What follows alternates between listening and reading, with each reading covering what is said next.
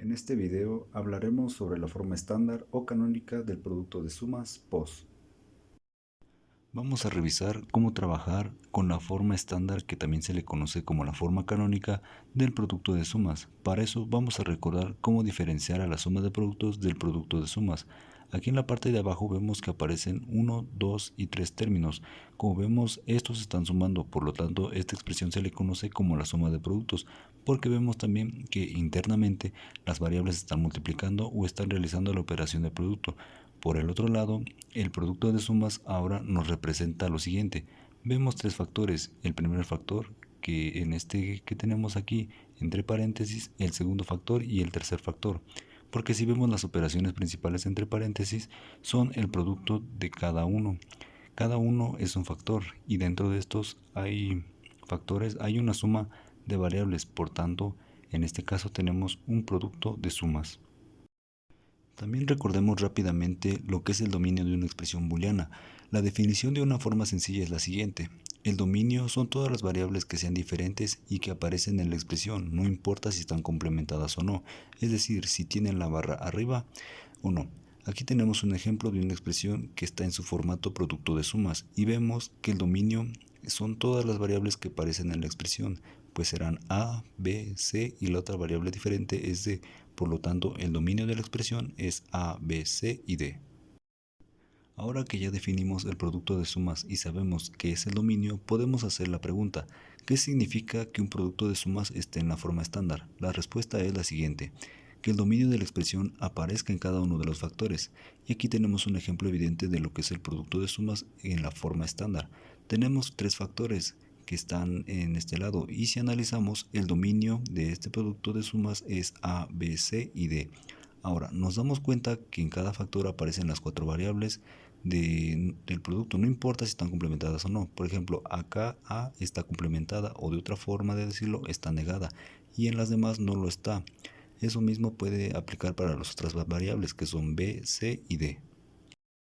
Ahora vamos a convertir un producto de sumas en su forma estándar. Aquí vemos un producto de sumas y tenemos tres factores. Si encontramos el dominio, nos vamos a dar cuenta que es A, B, C y D, porque son las letras que aparecen dentro de toda la expresión. Sin embargo, vemos que es un producto de sumas y no está en la forma estándar, ya que este primer factor le hace falta la letra D y a este segundo factor le hace falta la letra A. Este tercer factor sí contiene a todas las variables del dominio. Ahí podemos ver que A, B, C y D. Y también esta D, después que hagamos de la conversión de este producto las sumas a su forma estándar, vamos a obtener la expresión que está en la parte de abajo de inicio. Esta parece ser un poco complicada porque tiene 5 factores en lugar de 3. Sin embargo, utilizando otras herramientas que ya no son parte de este video, como los mapas de Carnap, podremos hacer una síntesis más sencilla, de lo que nos permitirá obtener una expresión más compacta y que se resultará en que la implementemos a circuitos. Nos haremos, o más bien nos vamos a dar cuenta que el hacerlo con el menor número de compuertas posibles. Entonces, ¿cuál es el primer paso? Aquí vemos la expresión que ya teníamos en la lámina anterior, que no está en la forma estándar, y específicamente nos referimos al primero y al segundo factor. Dice el primer paso que hay que agregar a cada factor, que no está, como dice entre comillas, en la forma estándar.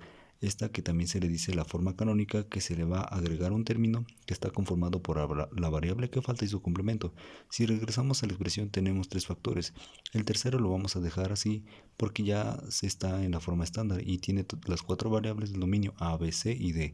El primer factor y el segundo factor no están en la forma estándar. Ya dijimos que el primer factor le falta la letra D y al segundo factor la letra A. Pero ahorita también vamos a dejar en paz al segundo factor y nos concentraremos en este primero. Lo que vemos es que le falta la letra D. El primer enunciado o la primera instrucción dice: agrega un término formado por la variable que falta y su complemento. Como podemos ver acá abajo, a este término que ya lo aislamos en la expresión de arriba, dice que hay que agregarle acá, a sumarle un término formado por la letra que le falta, en este caso la letra D, y su complemento, que entre ellas se tiene que estar multiplicando.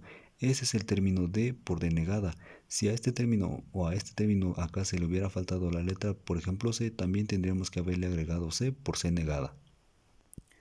¿Qué dice el paso número 2? Debemos aplicar la siguiente regla a la expresión que se obtuvo, en el paso anterior. Esa expresión que está aquí, bueno, pues dice que ese paso hay que aplicar la siguiente regla.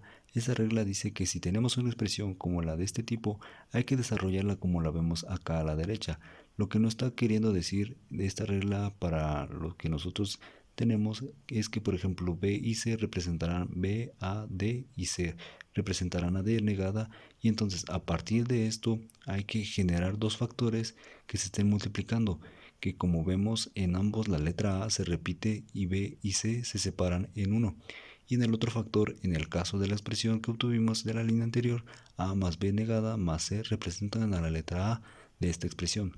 D por D negada representan B a D, C a D negada, de tal manera que debemos obtener una expresión en la que toda esta parte que es A más B negada más C estén tanto en uno como en otro paréntesis de cada factor, y D va a aparecer en cada uno, D negada va a aparecer en el siguiente. Una vez que se aplica esta regla en la expresión, vemos que el resultado nos da dos factores, como lo habíamos dicho, A más B negada más C, que es esta primera. Vean cómo D y D negada se distribuyeron en uno y en otro factor. Nos podemos preguntar si es que siempre se debe realizar este paso, y la respuesta es que sí, ya que el objetivo es que en esta expresión en la que aparece la variable que faltaba y su complemento se puede distribuir en dos factores que permitan posteriormente hacer una síntesis a través de los mapas de Carnap. Una vez que hemos aplicado estos dos pasos con el primer factor que no estaba en la forma estándar, hacemos lo mismo con todos los factores que están dentro de la expresión y que obviamente no están en su forma estándar. En este caso, por ejemplo, que estamos mostrando el segundo factor que habíamos mencionado al inicio, no está en la forma estándar. Es que este también está en el recuadro azul, que como vemos ahora la letra que nos falta es la letra A, lo pasamos acá abajo. Nos olvidamos ahorita del que está en el cuadro naranja y del último que ya está en su forma estándar. Nos concentramos ahora en este nada más, lo aislamos nuevamente y vemos y aplicamos la primera regla, que hay que sumarle el producto de la variable y su complemento. ¿Cuál variable? La que le faltaba, ya que lo tenemos de esta manera. Entonces ahora volvemos a aplicar la regla que apareció en el paso número 2 y lo mismo. Vean como B negada más C más D negada aparece acá B negada más C más D negada, y también aparece acá B negada más C más D negada. ¿Quién fue a quien se separó A y A negada? A aparece aquí, A negada aparece en el segundo factor. Ahora vemos que ya hemos trabajado con este primer factor y que no estaba en la forma estándar, con ese factor que también no estaba en la forma estándar. Y nos queda este tercero, pero como ya lo dijimos también, este ya estaba en la forma estándar porque tenía el dominio de las variables que eran las cuatro letras A, B, C y D.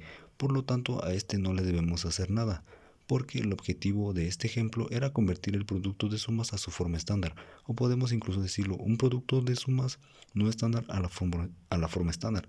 Bueno, obtenemos en este recuadro de color naranja lo que sacamos en el primer factor, lo trasladamos acá abajo del segundo, que trabajamos, que era el de acá y que vino de su posición. Fue esto también lo que ponemos en la parte de abajo.